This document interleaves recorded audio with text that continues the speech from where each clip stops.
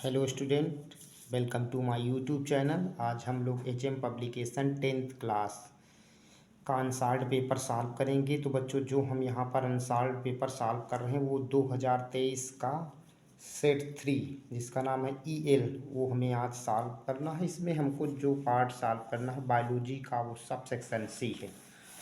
तो यहाँ पर हम पहले ऑब्जेक्टिव क्वेश्चन को सॉल्व करते हैं। यहाँ पर हमारा पूछा गया क्वेश्चन है the biological process by which harmful product are removed from the body is called.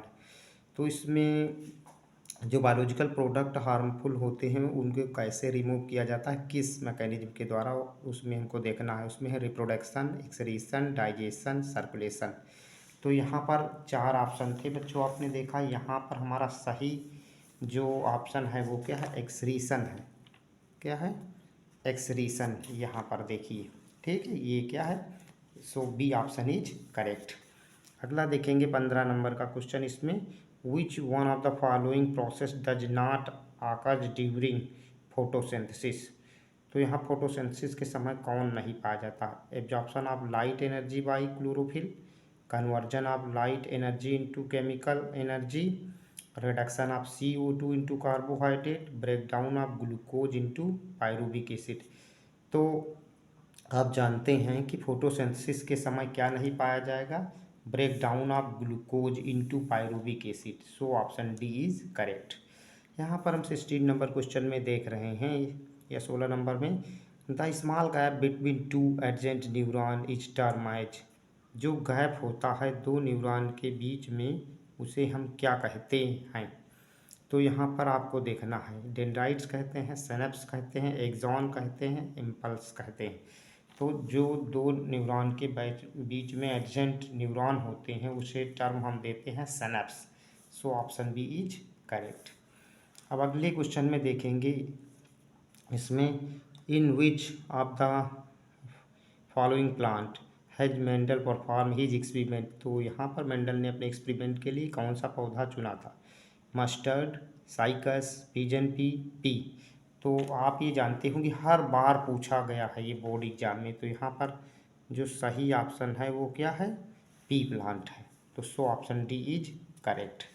आप अगला क्वेश्चन यहाँ पर देखेंगे, in which of the following plant are flowers unisexual. तो 18 नंबर या 18 नंबर क्वेश्चन में आप देखेंगे कि कौन सा प्लांट यूनिसेक्सुअल, कौन सा प्लांट ऐसा है जो यूनिसेक्सुअल फ्लावर्स को बेयरिंग करता है। उसमें पपाया है, हिबिस्कस है, ब्रेसिका, पाइसम सिटेबम है।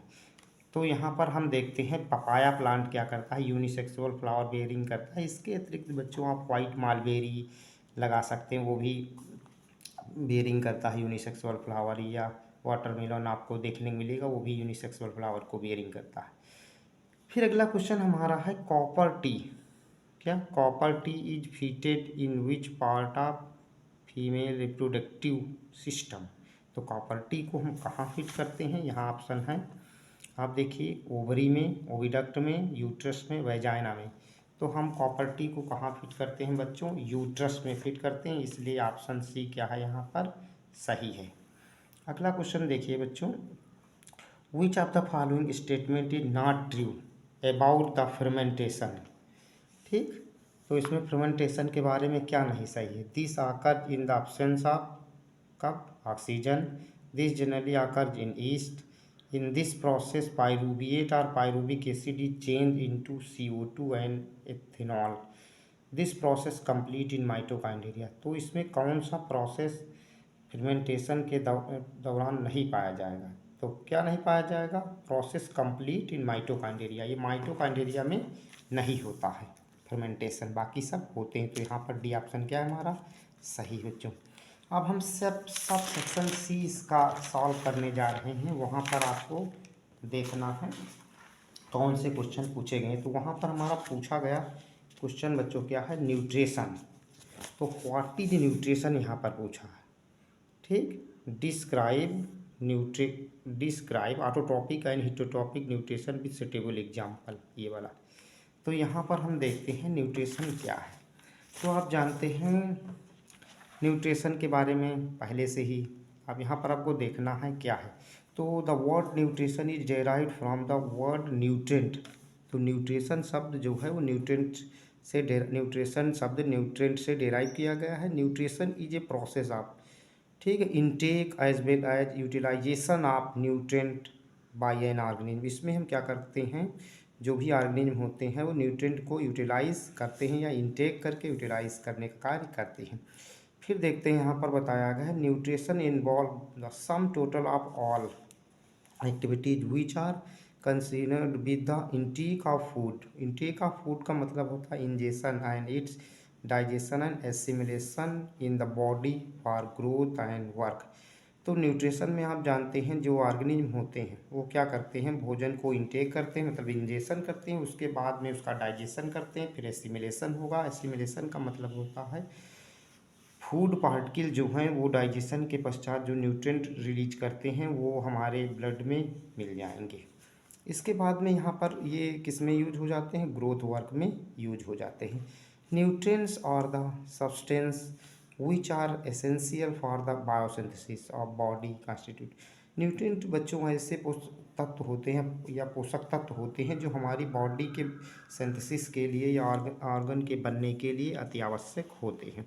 यहाँ पर मोड्स ऑफ न्यूट्रिशन पूछा गया है, तो यहाँ पर आप देखेंगे कि मोड्स ऑफ न्यूट्रिशन है क्या, तो आपको ये देखना है मोड ऑफ न्यूट्रिशन। तो mode of nutrition mainly two types, autotrophic mode of nutrition and heterotrophic mode of nutrition, ये दो टाइप हैं। तो यहाँ पर हम देखते हैं ऑटोट्रॉपिक को डिवाइड किया गया है। तो मोड ऑफ न्यूट्रिशन ये ऑटोट्रॉपिक और हेटरोट्रॉपिक अलग अलग पार्ट में डिवाइड किए गए हैं। तो यहाँ पर हेटरोट्रॉपिक मोड ऑफ न्यूट्रिशन फिर डिवाइड होता है सेप्रोफेटिक न्यूट्रिशन में, पैरासिटिक न्यूट्रिशन में और होलोजोइक न्यूट्रिशन में।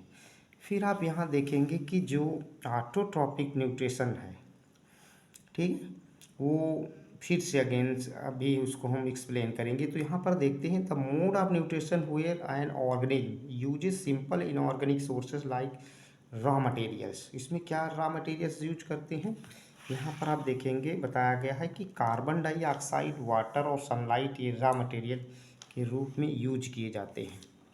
तो जब ये रॉ मटेरियल के रूप में यूज किए जाते हैं तो इसमें ऑर्गेनिज्म क्या करेगा, इसके द्वारा अपना भोजन बना लेगा। इसी को हम ऐसे ऑर्गेनिज्म को हम क्या कहते हैं, ऑटोट्रॉप्स कहते हैं, ऑटोट्रॉपिक ऑर्गेनिज्म कहते हैं और इस प्रोसेस को हम ऑटोट्रॉप्स कहते हैं। ऑटो का मतलब होता है जो स्वयं न्यूट्रिशन को गैदर करे या इकट्ठा बनाए। तो यहाँ पर देखेंगे ऑटोट्रॉपिक मोड ऑफ न्यूट्रिशन में आगे बताया गया है कि can be defined as a type of organism which itself prepare its food by using sunlight, simple inorganic raw materials like CO2, water and sunlight। तो ये प्रोसेस क्या कहलाता है बच्चों, फोटोसिंथेसिस कहलाता है। क्या कहलाएगा, प्रोसेस ऑफ सिंथेसिस फूड का, ये क्या कहलाएगा बच्चों, फोटोसिंथेसिस कहलाता है। फिर हमने यहाँ फोटोसिंथेसिस में एग्जाम्पल क्या दिया है, ग्रीन प्लांट दिया है और साइनोबैक्टीरिया दिया है। इसके अतिरिक्त तो ये जो हैं ये भोजन को ग्लूकोज के रूप में बनाते हैं। अब ग्लूकोज क्या होता है, स्टार्च के रूप में सिंथेसिस हो जाएगा। तो प्लांट में रिजर्व फूड मटेरियल क्या पाया जाता है बच्चों, स्टार्च पाया जाता है। ये यहाँ पर आपको बताया गया है नोट में। यहाँ पर हम फोटोसिंथेसिस की रिएक्शन को एक्सप्लेन किए जो बहुत बोर्ड में पूछी जाती है। तो इसमें आप देखेंगे 6 कार्बन डाइऑक्साइड हो गया, 12 H2O हो गया और क्या होगा, सनलाइट, क्लोरोफिल।